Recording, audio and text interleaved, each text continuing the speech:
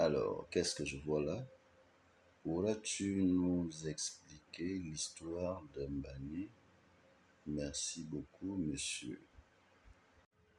Bon, je n'aime pas trop dire ce que les autres ont déjà dit. Il y a eu tellement de choses qui ont été dites dessus, beaucoup de passion, beaucoup de subjectivité. Les hommes politiques se sont exprimés, les médias, le gouvernement, ainsi de suite. Donc, il y a tellement d'éléments qui nous permettent de comprendre cette histoire. Il y a même eu une vidéo qui avait été faite par Fungula. Allez-y suivre cette vidéo-là, j'ai suivi cet élément. Il fait vraiment un résumé, un bon résumé de cette affaire de l'île Manier. Voilà. Oui, c'était une très bonne lecture historique.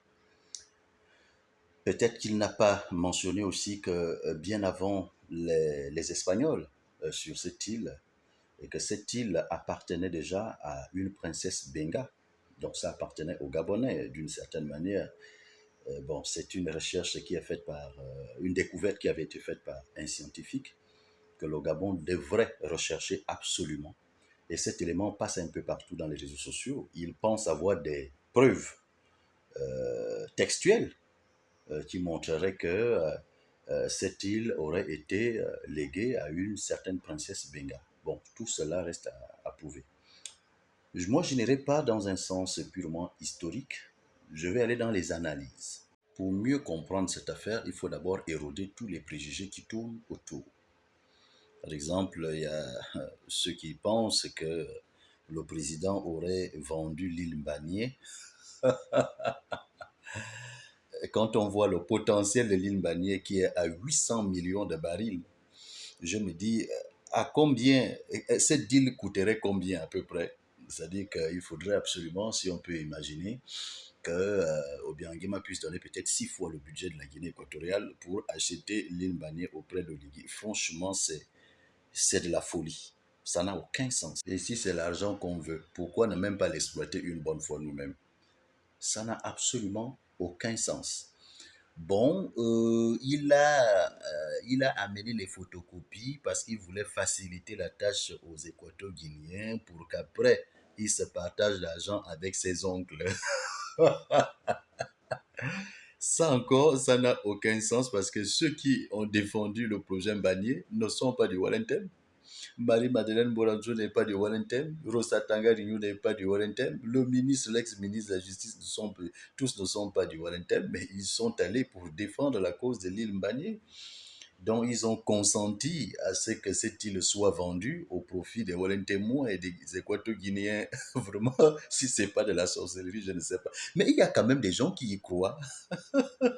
Et vous allez entendre nos fameux juristes de la diaspora, quelqu'un qui est en train de pleurer sur YouTube en direct, que nous venons de perdre notre souveraineté sur l'île Mbagné. Mon Dieu, la souveraineté, vous l'avez sur une photocopie. Donc, votre souveraineté se fonde sur une photocopie.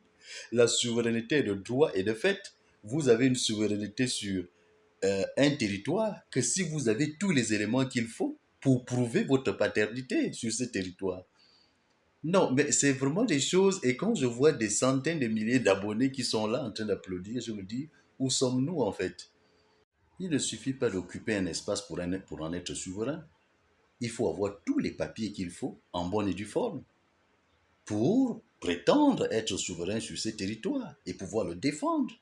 Mais le problème, c'est que le Gabon, qui aurait signé le traité avec Mathias Nguema en 1974, ce Gabon n'a pas l'original. L'original a été envoyé à l'ambassade de France. Curieusement, l'ambassade de France dit avoir perdu l'original. Et là encore, dans mes analyses, je reviendrai là-dessus et je dirais à quoi joue la France exactement, puisque la France a encore les originaux, des gens qui sont nés, je peux dire, 500 ans avant Jésus, mais quelque chose qui s'est passé en 1974, les Français n'ont curieusement plus l'original de ces traités. C'est quand même assez incroyable. À quoi joue la France? Ça, nous ne faisons pas des vrais débats en fait. La question Mbagné est beaucoup plus profonde que la simple petite histoire qu'on peut vous raconter en 1900. Voilà ce qui s'est passé en 68. Voilà. Non, non, non. Elle est beaucoup plus profonde que vous le croyez. L'autre préjugé, étant donné qu'on a dit que Biangema prend l'île Mbagné, Donc, on nous a demandé de prendre Mongomo et Bibiine. Donc, Mongomo et Bibiine vont appartenir maintenant au Gabon. Ce qui a été dit à la télé, mais le Gabonais comprend ça d'une autre manière. On a dit quelques villages qui sont autour de Mongomo et de Bibiine. C'est pas qu'on va prendre là où vous irez maintenant planter vos boutiques et autres, et tout ça là. J'irai construire ma maison chez le président. Vraiment, le Gabonais. Alors, pourquoi la loi s'est prononcée en faveur de la Guinée équatoriale? C'est pour deux raisons. La première est que l'île Mbagné était occupée par les Espagnols et non par les Français, et non par les Gabonais, mais par les Espagnols. Bon, c'est vrai qu'on dit que bon, il y avait les Bengas avant, mais aucun texte clair ne le dit. Ça, c'est la première raison. La deuxième raison, c'est que lors du traité de 1974 avec Mathias Nguema, le Gabon a gardé la photocopie et a donné l'original à l'ambassade de France. Mais l'ambassade de France n'arrive plus à retrouver cet original. Et la Guinée équatoriale dit n'avoir jamais eu vent de ce traité avec Mathias Nguema. Le Gabon se retrouve avec une photocopie à la main qui n'a aucune consistance juridique. Donc non seulement l'île Mbagné était occupée par les Espagnols, mais aussi ce qui prouve que cette île avait été donnée aux Gabonais n'arrive pas à s'établir juridiquement, parce que le Gabon n'a que la photocopie. Et nous comprenons déjà pourquoi cette affaire a duré près de 50 ans.